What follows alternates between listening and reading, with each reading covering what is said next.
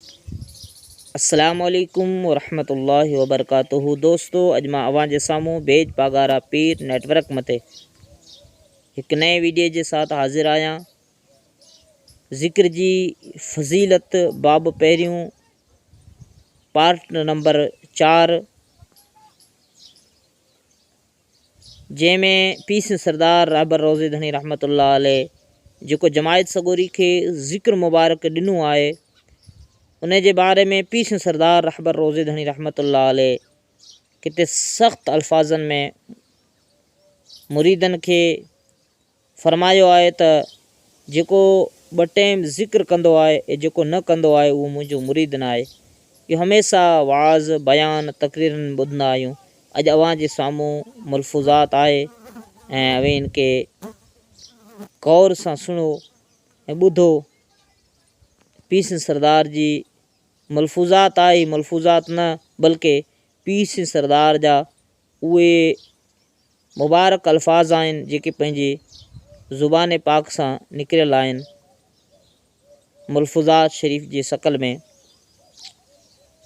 अगर अवां खे वीडियो भली लगे तो लाइक कयो, सब्सक्राइब कयो, शेयर कयो ऐं कमेंट के ज़रिए पंहिंजी राय ज़रूर दीजो।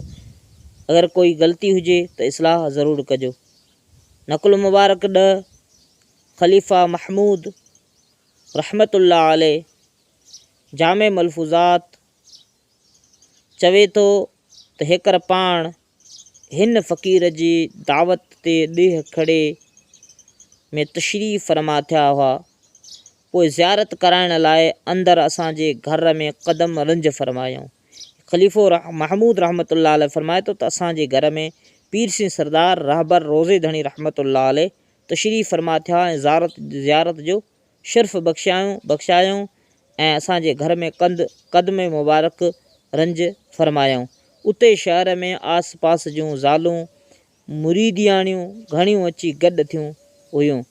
तॾहिं मूं उन मजलिस में औरतुनि खे चयो त हज़रत पीर साईं सरदार जन फरमाइनि था त जेको मुंहिंजे मुरीदन मां ॾसियल ज़िक्र हमेशा कंदो रहंदो त उन जे ईमान जो ज़िम्मो क़यामत जे ॾींहुं असां ते आहे।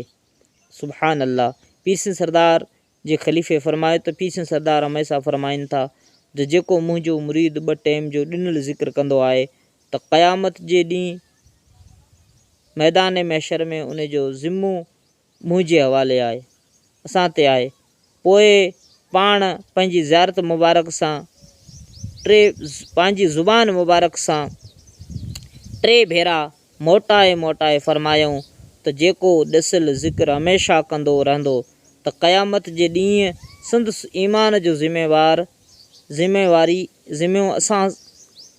असां ते आहे। यानी पीर सिंह सरदार फरमाइनि था जेको 2 टाइम जो ज़िक्र कंदो तो उन जो क़यामत जे ॾींहुं जॾहिं नफ़्सी जो आलम हूंदो तो उन टाइम पीर सिंह सरदार फरमायूं त जेको 2 टाइम जो ज़िक्र कंदो, 5 वक़्त नमाज़ पढ़ंदो ऐं शरीयत मोहम्मदी ते हलंदो ऐं मुर्शिद जे फरमान मते हलंदो तो मुर्शिद फरमाए तो उन जो ज़िम्मो असांजे हवाले आहे।